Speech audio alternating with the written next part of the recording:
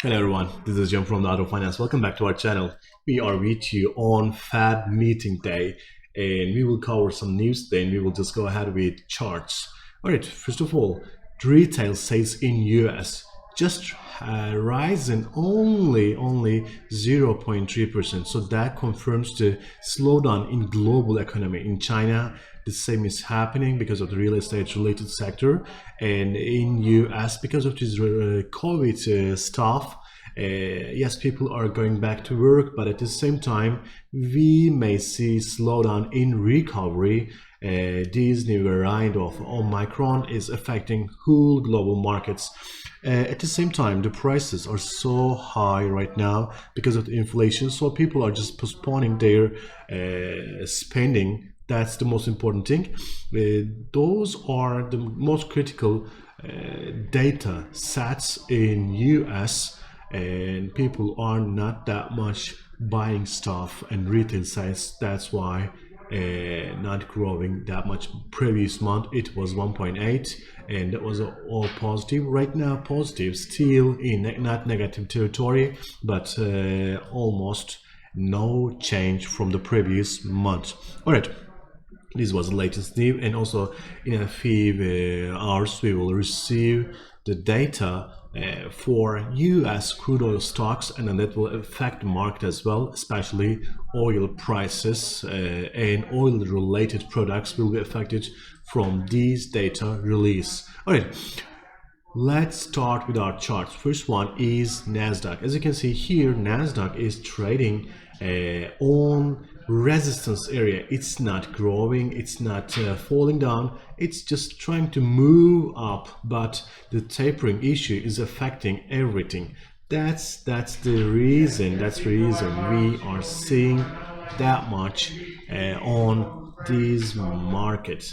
All right, expectation: faster tapering will just limit the money entry, money injection to these stocks, and the prices of stocks will just go lower, and it will just affect sell-off, and then we will see a sell-off, and most probably after Fed announcements it will test at least 15 70 50 on that one. But the announcement, if we just hear that faster tapering related things, if they just say, all right, we will just go on supporting the economy, and then with other instrument, I don't know like which instrument it can be, but with other instruments we will just support the corporates.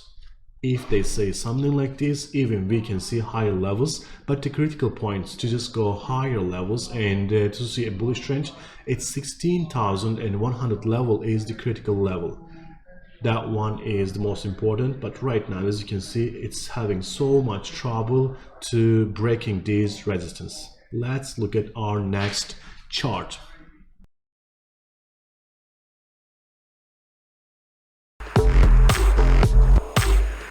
You are ready to win with us.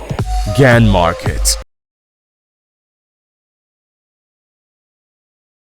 Our next chart is Dax Index. German Dax Index also waiting for the news of tapering. I know they are not in US stock market, but these stock markets are all connected to each other. A sell-off in these global markets will trigger another sell-off in Dax Index. And in Germany, there's another problem. The fear of new variant is growing day by day.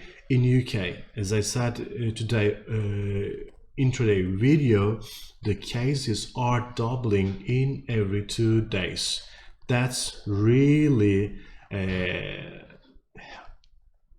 terrible number, because the same thing will happen soon in Germany. That means if the precautions are not taken, we will see the same thing in Germany. So in Europe, there is a sense right now, there's a common sense right now.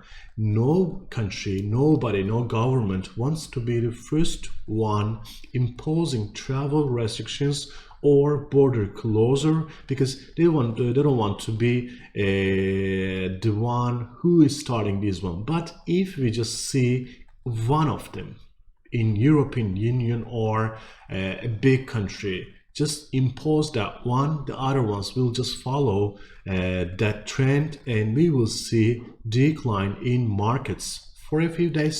And when they just see an improvement in these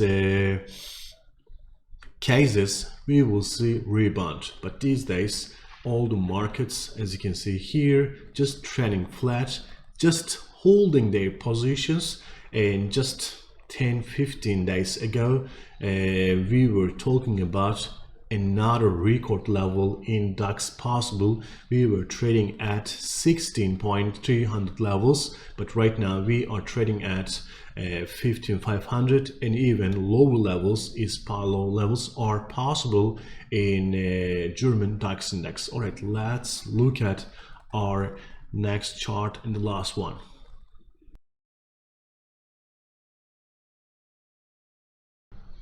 All right, our last chart is Tesla stock. Tesla stock, we are covering this one a lot because this is a disruptor.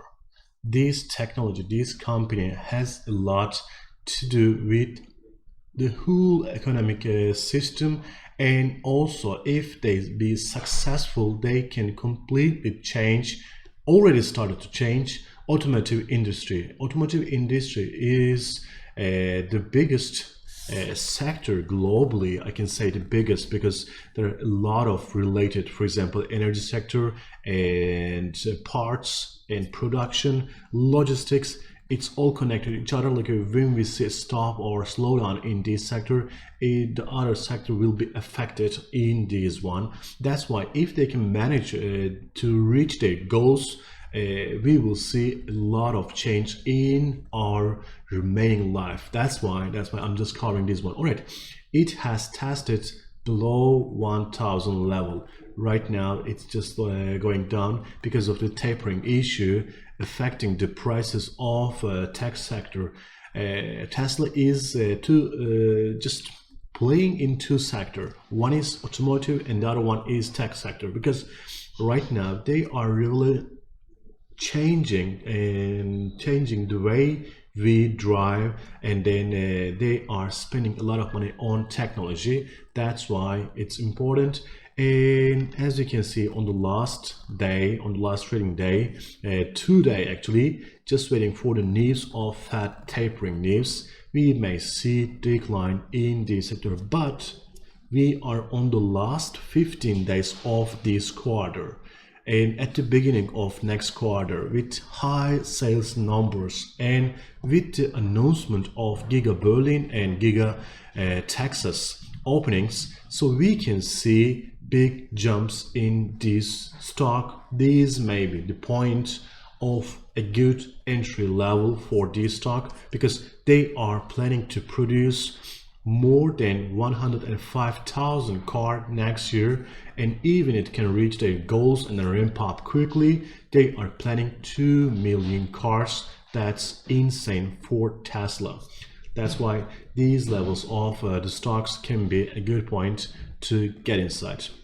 Thank you so much for watching. We will cover more news tomorrow, and then we will just talk about happenings after Fed, and then we will cover the charts in intraday analysis. Have a nice day.